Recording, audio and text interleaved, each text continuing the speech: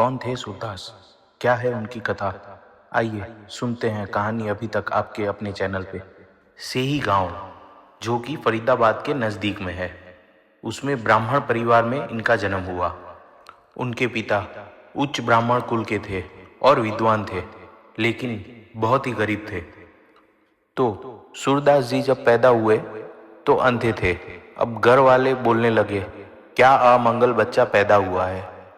शुरू से ही सूरदास जी का ध्यान ठीक से नहीं रखा जाता था और बाल्यकाल से ही उनको जो कष्ट मिला उससे उनकी आध्यात्मिक और ज्यादा परिपक्व हो गई।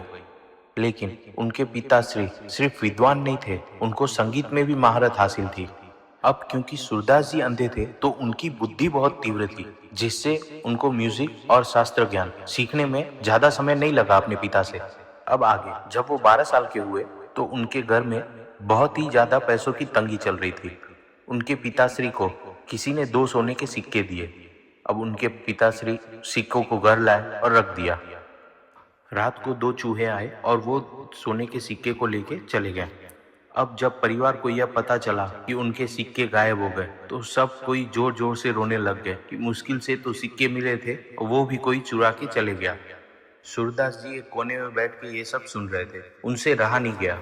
उन्होंने अपने पिताश्री से कहा कि पिताश्री, ये सोना चांदी यह सब तो मिट्टी का ही एक स्वरूप है, यह असली धन नहीं। असली धन तो अपने अंदर होता है, आध्यात्मिक धन।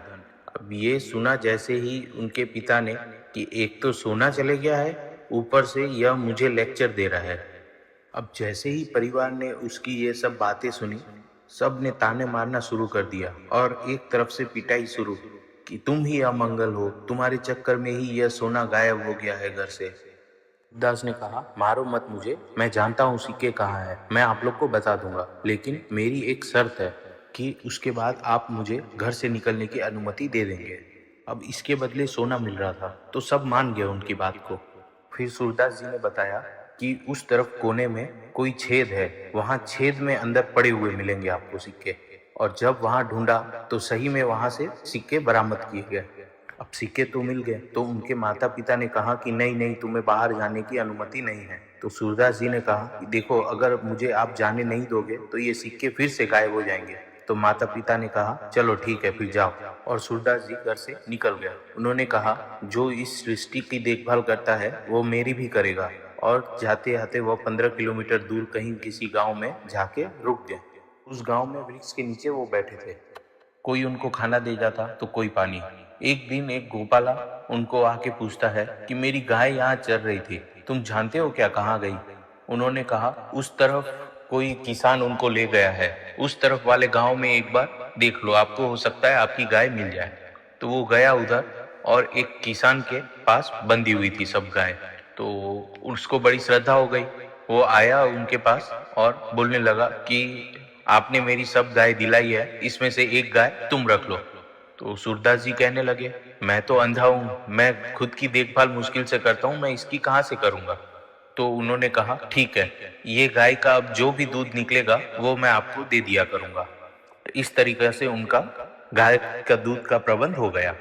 अब सूरदास जी भजन बहुत अच्छा गाया करते थे, तो रोज वो गाते। धीरे धीरे करके गांव के लोग इकट्ठा होके सुनने आने लगे। ऐसे करते करते 12 वर्ष बीत गए।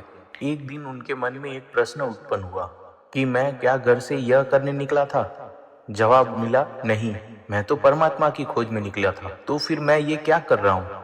तो वे वहां से निकल के मथुरा, वहां किसी विश्राम घाट के नजदीक वो रहने लगे।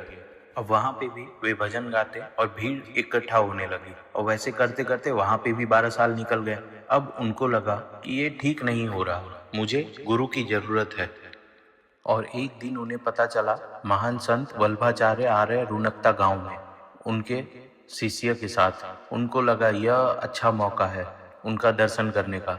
लोगों ने कहा, तुम देख तो सकते नहीं हो, तुम क्या दर्शन करोगे? तो सूरदास जी ने कहा कि मैं तो नहीं देख सकता, लेकिन वो अगर मुझे देख ले तो मेरी सिद्धि पक्की।